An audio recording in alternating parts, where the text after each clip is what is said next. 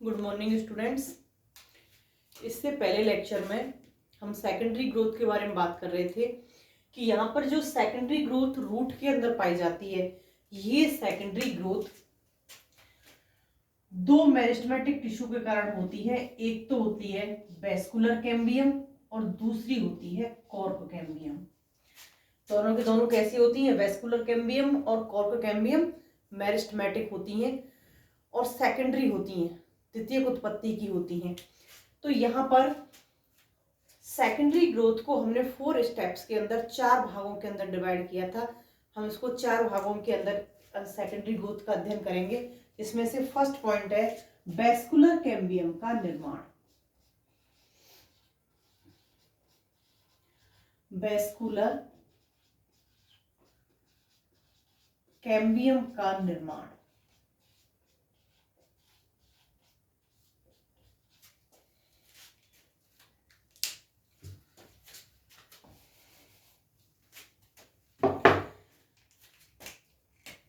यहां जो primary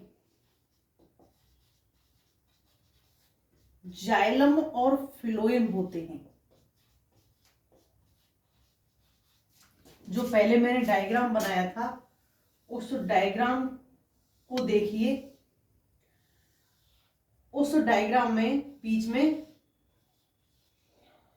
protoxylem और प्रोटोजाइलम के ऊपर की तरफ मैंने बनाया था यहाँ पर मेटाजाइलम, और इधर इस प्रकार से यहां बनाया था। तो ये था फिलोएम, सेंटर में मेटाजाइलम और ये ऊपर की तरफ प्रोटोजाइलम। देखिए स्टूडेंट्स, यहां पर प्राइमरी जाइलम और जो फिलोएम होता है, इस प्राइमरी जाइलम और फिलोएम के मध्य में यहां पर प्रोकैम्बियम उपस्थित होता है। प्रोकैम्बियम कैसे होता है? ये अविभेदित प्रोकैम्बियम है तो कैसा होगा? अविभेदित, इसका विभेदन नहीं हुआ है। तो ये अविभेदित प्रोकैम्बियम की सेल्स होती है। ये अविभेदित जो प्रोकैम्बियम की सेल्स हैं, जो यहां से यहां तक उपस्थित हैं, इन सेल्स में यहां वेस्कुलर कैम्बियम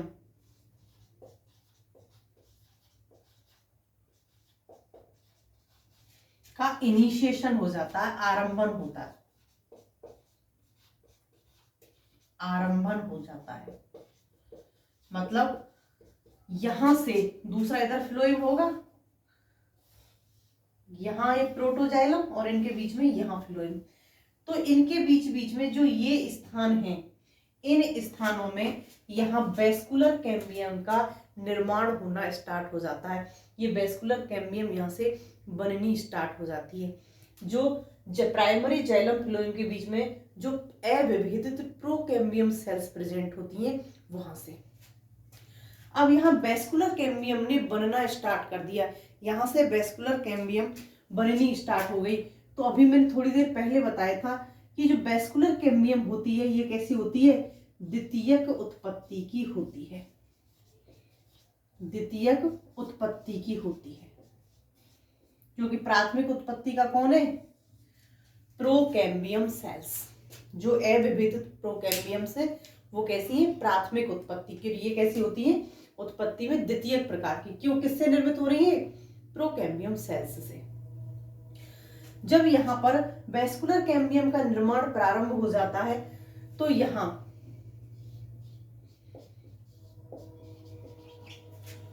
जो जाइलम होता है, या सॉरी, यहां जो कैम्बियम होती है, वेस्कुलर कैम्बियम का जो निर्माण होता है, ये कैम्बियम पट्टियों के रूप में निर्मित होती है, पट्टियों के रूप में। ये सतत रूप से नहीं पाई जाती। तो इसका मतलब कैसी होती है? असतत रूप से होती है। और इन पट्टियों की जो संख्या होती है, ये संख्या होती है जाइलम बंडल के बराबर। यहाँ जो जाइलम बंडल होते हैं उन जाइलम बंडलों के बराबर की संख्या होती है। जितने जाइलम होंगे, मान लिया 2 जाइलम बंडल है तो पट्टी भी कितनी होंगी 2। 3 जाइलम बंडल है तो पट्टी भी कितनी होंगी 3। तो इनकी संख्या जाइलम बंडल के बराबर होती है। नेक्स्ट बात करते हैं कि जो प्रोटोजाइलम होता है, जो यहाँ पर प्रोटोजाइलम है, ये रहा इधर, इधर सेंटर में मेटाजाइलम और इधर ये प्रोटोजाइलम। तो प्रोटोजाइलम के जो सामने वाला ये क्षेत्र हमको दिखाई दे रहा है, ये वाला क्षेत्र जो हमको पेरिसाइकिल का जो क्षेत्र है, पेरिसाइकिल तो ऊपर की तरफ चली गई, तो प्रोटोजाइलम के और पेरिसाइकिल के बीच का जो ये क्षेत्र है, यहाँ की भी सेल्स क्या हो जाती हैं, मेरिस्टेमेटिक। ये सेल्स भी क्या हो जाएंगी, मेरिस्टेमेटिक हो जाएंगी। और मेरिस्टेमेटिक हो जाएंगी तो किसका निर्माण करेंगी, कैम्बियम का। क्योंकि अभी तो इस बीच में कैम्बियम का निर्माण हो रहा था, तो ये सेल्स भी मेरिस्टेमेटिक हो जाती हैं, यहां भी कैम्बियम का निर्माण होना स्टार्ट हो जाता है। तो यहां जब निर्माण होता है पेरिसाइकिल क्षेत्र की सेल्स भी कैसी हो जाती हैं, मेरिस्टेमेटिक, विभजोत की हो जाती हैं। और ये किसका निर्माण करेंगी, कैम्बियम का। ये भी यहाँ कैम्बियम का निर्माण करेंगी, कैम्बियम का निर्माण होगा। तो अब यहाँ पर जो कैम्बियम बनती है, ये कैम्बियम कैसी होती है, तरंगित होती है। इस तरह वलय में ना मिल करके कैसी होती है, इस प्रकार से तरंगित मिलती है। तरंगित क्यों मिलेगी कि यहां पर जितने जाइलम बंडल होंगे, जाइलम बंडलों की संख्या के बराबर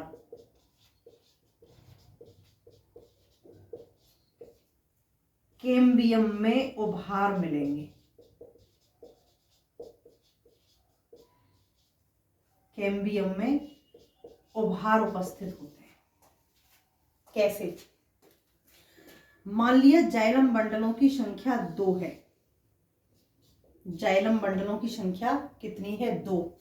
जब हम इसकी टीएस काट कर देखेंगे, यहां कैम्बियम की जब हम टीएस काट करके देखेंगे तो ये अंडाकार स्थिति में, कैसी, अंडाकार संरचना के रूप में दिखाई देगी।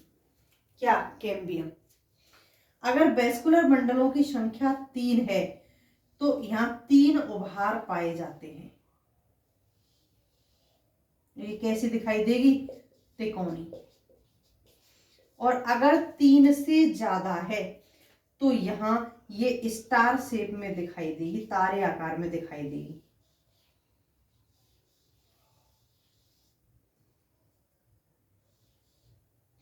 तो ये स्टार शेप में दिखाई देगी। तो इसका मतलब यहाँ जो कैम्बियम होती है, इस कैम्बियम में जो उभार पाए जाते हैं वो जाइलम बंडलों की संख्या के बराबर पाए जाते हैं। जैसे यहाँ पर स्ट्रिप्स किसके बराबर मिल रही थी, जाइलम बंडलों की संख्या के बराबर, ऐसे ही कैम्बियम में उभार, क्योंकि कैम्बियम कहाँ पहुंच गई है, प्रोटोजाइलम के सामने, तो ये किस में आएगी, उभार के रूप में। इस प्रकार से निर्माण होता है इसका। अभी आगे आएगा। तो यहाँ इनकी टीएस जब काट के देखेंगे तो अगर 2 हैं तो अंडाकार, 3 है तो त्रिकोणी शेप में, और 3 से अधिक हैं तो यहाँ पर ये स्टार शेप में दिखाई देते हैं। नेक्स्ट बात करते हैं सेकेंडरी वेस्कुलर टिश्यू का निर्माण।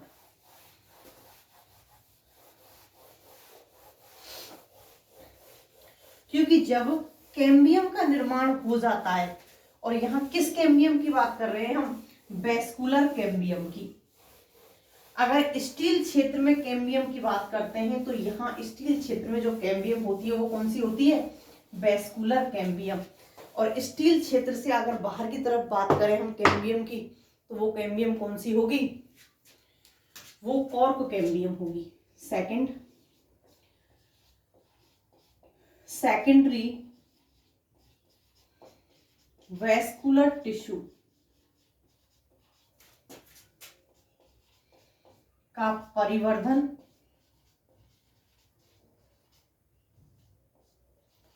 व विभेदन, परिवर्धन व विभेदन। तो यहां पर जो सेकेंडरी वेस्कुलर टिश्यू होगा, मुख्य रूप से हम बात करेंगे हम प्राइमरी फ्लोएम ग्रुप की। जो प्राइमरी फ्लोएम ग्रुप होता है,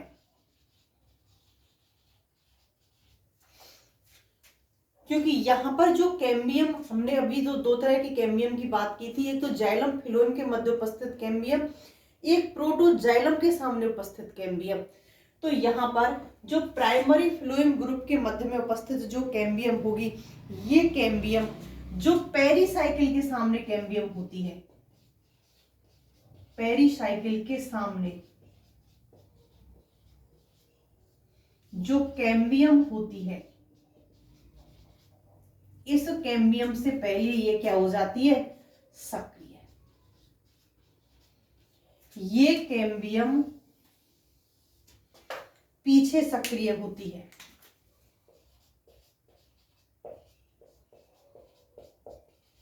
और ये कैम्बियम पहले सक्रिय हो जाती है। जब ये कैम्बियम पहले सक्रिय हो जाती है इससे, तो यहां ये जाइलम का निर्माण करने लग जाती है। और जब यहां जाइलम का निर्माण होगा, जाइलम का निर्माण कहां होगा? अंदर की ओर। तो अंदर की ओर जब ये जाइलम का निर्माण करेगी, तो जो ये रिंग है इस प्रकार से निर्मित हुई है।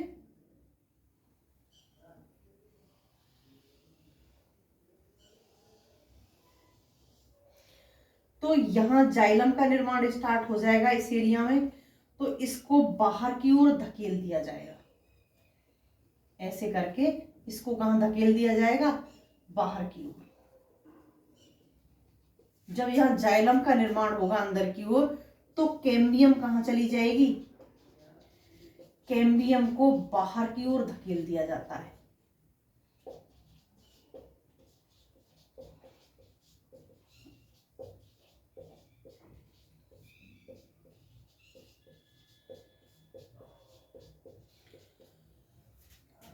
प्रारंभ में जब तक ये सक्रिय नहीं हो रही है, तब तक तो ये टूटी हुई अवस्था में होगी। जब ये भी सक्रिय हो जाती है, तो ये कैसी आ जाती है? रिंग फॉर्म में। जब कंप्लीट कैम्बियम का निर्माण हो जाता है, तो ये कैसी आ जाती है? सतत रूप से वलय रूप में आ जाती है। अब जब इस रिंग का निर्माण हो जाता है, ये भी एक्टिव हो गई और ये भी एक्टिव हो गई, यहां रिंग का निर्माण हो गया। जब यहां रिंग का निर्माण हो जाता है, तो इस रिंग के निर्माण के बाद में अंदर की ओर जाइलम बनेगा और बाहर की ओर सेकेंडरी फ्लोएम बनेगा। अंदर की ओर सेकेंडरी जाइलम बनेगा और बाहर की ओर सेकेंडरी फ्लोएम का निर्माण होगा।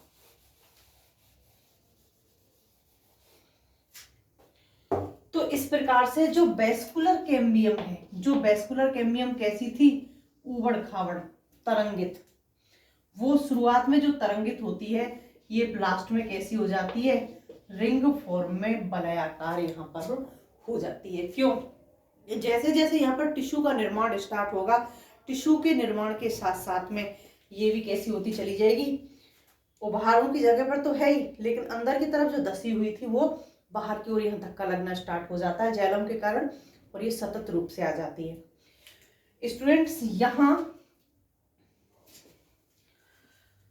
अंदर की तरफ जाइलम की रिंग बन जाएगी और बाहर की तरफ यहां ये फ्लोएम की रिंग बन जाती है। अंदर जाइलम की और बाहर की ओर फ्लोएम की। अब यहां जाइलम और फ्लोएम की जो रिंग बनती हैं, ये रिंग कंप्लीट नहीं होती। इनमें बीच बीच में क्या होती है, कुछ टूटी हुई होती हैं, और जहां ये टूटी हुई होती हैं वहां से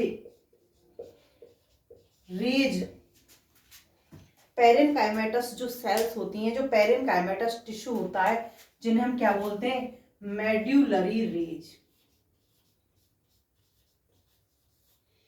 मेड्यूलरी रेज ये यहां पर फैली हुई अवस्था में प्रेजेंट होती है। ये जो जाइलम और फिलोएम की जो रिंग बनी है, ये रिंग कैसी होती है, टूटी हुई, जगह जगह पर टूटी होती है, कंप्लीट नहीं होती। और जिन जगहों पर ये टूटी होती है उन जगहों पर क्या बनती है, मेड्यूलरी रेज। ये मेड्यूलरी रेज जाइलम फिलोएम से लेकर के कहां तक उपस्थित होती है, पिथ तक फैली होती है। मेड्यूलरी रेज जो होती हैं वो पेरेनकाइमेटस टिश्यू की होती हैं। तो स्टूडेंट्स, यहाँ पर खाद्य पदार्थ और पानी के जल के जो अरीय संवहन होता है, उस अरीय संवहन के लिए आवश्यक होती हैं, जिससे पित्त तक से लेकर बाहर तक का पूरा की पूरा टिश्यू एक दूसरे से सतत तंत्र के रूप में उपस्थित होता है। जिस वक्त मैंने आपको स्टेम पढ़ाया था उस वक्त भी बताया था कि मेड्यूलरी रेज की वजह से ही पूरा की पूरा तंत्र एक दूसरे के कनेक्शन में रहता है, तो इसलिए इनका होना भी आवश्यक है। तो यहां पर जो जाइलम होता है, यहां जो जाइलम, सेकेंडरी जाइलम जो प्रेजेंट है, इस सेकेंडरी जाइलम की जो सेल्स होती हैं, इन सेल्स के अंदर निक्षेपण पाया जाता है, और ये निक्षेपण पाया जाता है लिग्निन का। निक्षेपण उपस्थित होता है, और निक्षेपण किसका होता है, लिग्निन का। फिलोएम के अंदर जो यहां फिलोएम मिलता है, यहां फिलोएम में सीव सेल्स, कॉम्पेनियन सेल्स, सहचर कोशिकाएं, फिलोएम फाइबर और फिलोएम पेरेनकाइमा सभी यहां पर प्रेजेंट होता है। नेक्स्ट बात करते हैं हम कॉर्क कैम्बियम।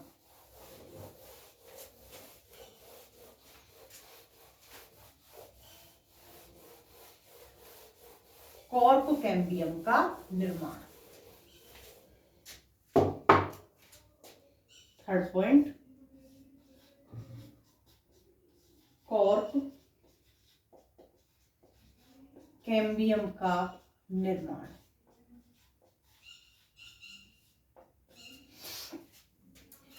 कॉर्क कैम्बियम का जो निर्माण होता है, ये कॉर्क कैम्बियम का निर्माण मैंने आपको पहले ही बताया था, एक तो पेरिसाइकिल से होता है और दूसरा कॉर्टेक्स की बाहरी परतों से होता है।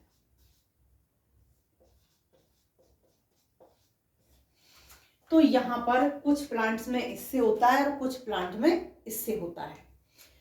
दोनों में ही जो इनकी सेल्स होती हैं, इन सेल्स में स्पर्श रेखीय विभाजन होते हैं।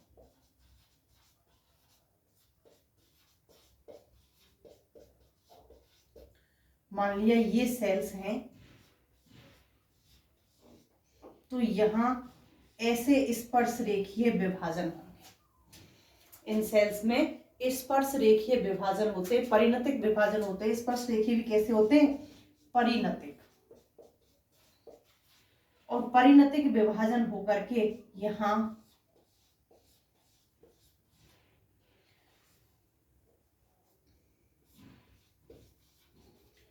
कॉर्क कैम्बियम का निर्माण हो जाता है, क्योंकि स्टील को छोड़ करके बाहर की तरफ पहुंच गए हम, तो यहां पर पेरिसाइकिल के सेल्स के स्पर्श रेखीय विभाजन से, परिणतिक विभाजन से या कॉर्टेक्स की बाहरी परतों के परिणतिक स्पर्शरेखीय परिणतिक विभाजन से यहाँ कॉर्क कैम्बियम का निर्माण होता है।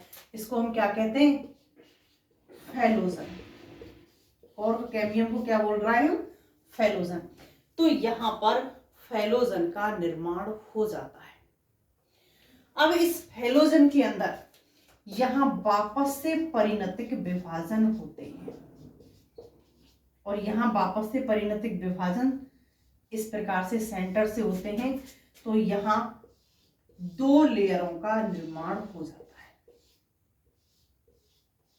जब यहाँ वापस परिणतिक विभाजन होते हैं तो यहाँ 2 लेयरों का निर्माण हो जाता है। जो बाहर की ओर होता है ये तो होती हैं कॉर्क लेयर, और जो अंदर की ओर होती हैं ये होती हैं पेरेनकाइमेटस सेल्स। पेरेनकाइमेटस सेल्स बाहर की ओर कॉर्क लेयर होती है और अंदर की ओर पेरेनकाइमेटस सेल्स होती हैं। तो यहां तक का तो कॉर्क कैम्बियम की बात हो गई कि यहाँ कॉर्क कैम्बियम का निर्माण हो गया और इस कॉर्क कैम्बियम में भी फैलोजन में भी क्या हो गया? विभेदन हो गया। इससे आगे क्या होगा? इससे आगे होगा परिचर्म का या पेरिडर्म का।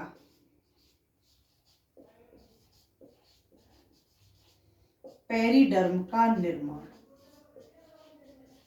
पेरिडर्म का निर्माण और विभेदन, निर्माण और विभेदन। देखिए स्टूडेंट्स, यहां पर जो फैलोजन बनी है, ये जो फैलोजन बनी है, मान लिया ये फैलोजन है। इस फैलोजन में इस प्रकार से यहां पर परिणतिक विभाजन हुए और यहां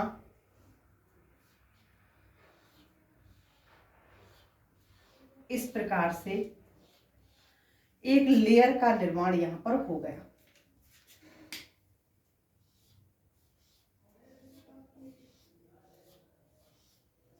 एक लेयर का निर्माण यहां हो गया।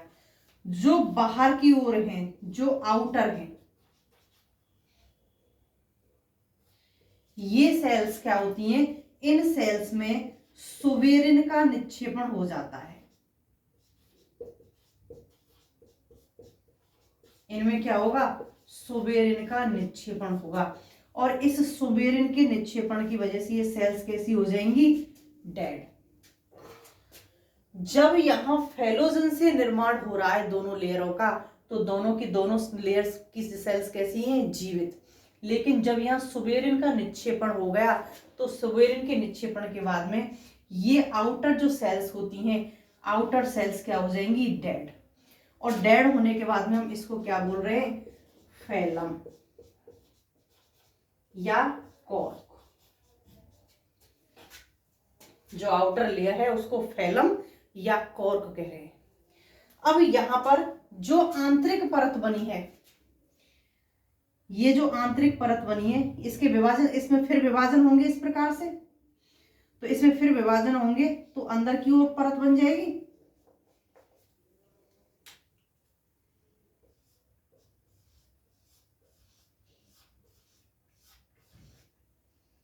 एक परत ये हो जाएगी और दूसरी परत यहां पर इस प्रकार से बनेगी। तो ये कैसी होती है? पेरेनकाइमेटस। अभी लिखा था।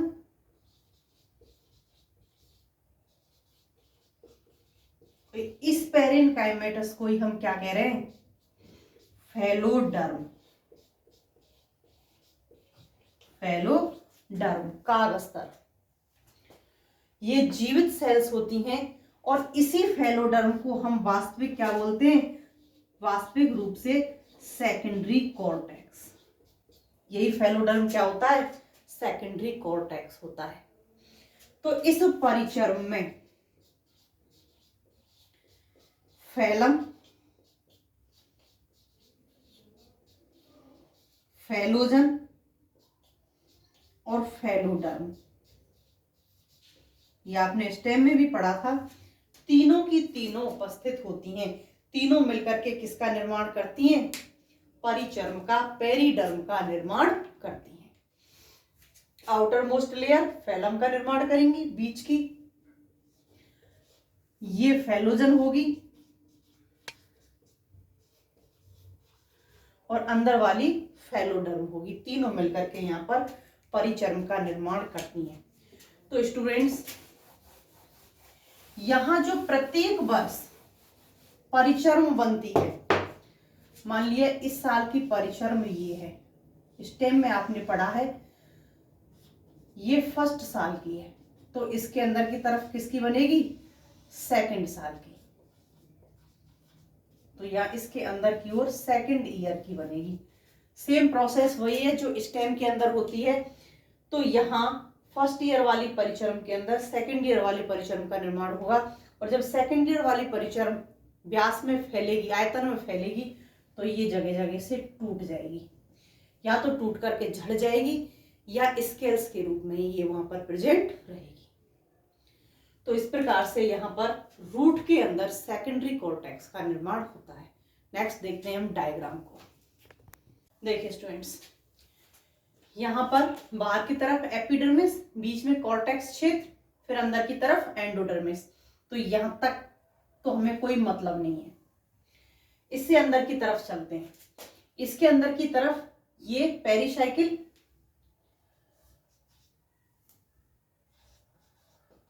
और पेरिसाइकिल के अंदर की तरफ यहां पर ये फ्लोएम, और ये कंप्लीट यहां जाइलम।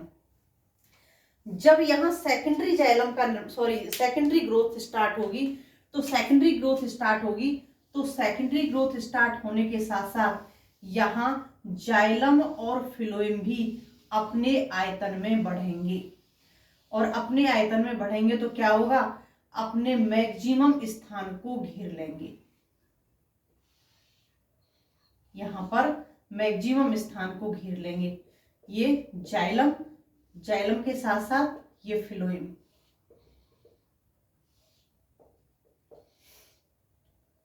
तो ये अंदर के सेंटर पार्ट के मैक्सिमम स्थान को घेर लेंगे। अब ये बढ़ रहे हैं तो यहां पर कैम्बियम का भी निर्माण हो रहा है, अंदर की तरफ वेस्कुलर कैम्बियम, और यहां बाहर की तरफ कॉर्क कैम्बियम का निर्माण होगा, चाहे वो पेरिसाइकिल से हो या फिर कॉर्टेक्स के क्षेत्र से हो। तो जब यहां पर सेकेंडरी ग्रोथ होगी,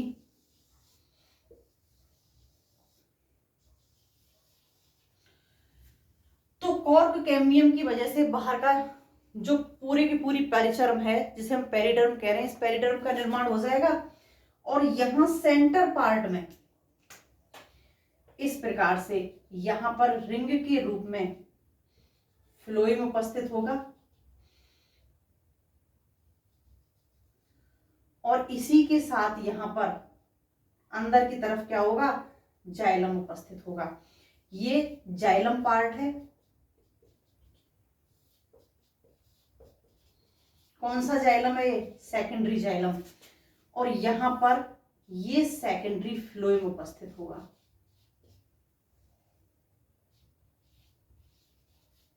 यहां पर ये सेकेंडरी फ्लोएम उपस्थित होगा।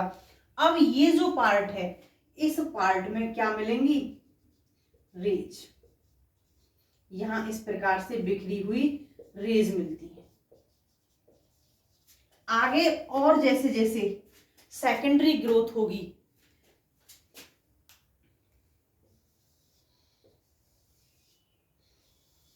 क्योंकि बाहर की तरफ कोई फिक्स आकार नहीं होता है कि बिल्कुल सर्किल में हो, गोलाकार हो। तो अब यहां जब सेकेंडरी ग्रोथ होगी, तो सेंटर पार्ट को, जो सेंटर का पार्ट है, इस सेंटर पार्ट को, मैक्सिमम सेंटर पार्ट को किसके द्वारा घेर लिया जाएगा? ये यहां फ्लोएम आ जाएगा बाहर की ओर, और इस फ्लोएम में कुछ स्थानों पर ये रेज निकल करके आ जाएंगी। कुछ स्थानों पर जाइलम में भी और फ्लोएम में भी ये कुछ स्थानों पर क्या आ जाएंगी? रेज। अब यहां पर ये क्या है? रेज। ये सेकेंडरी फिलोएम,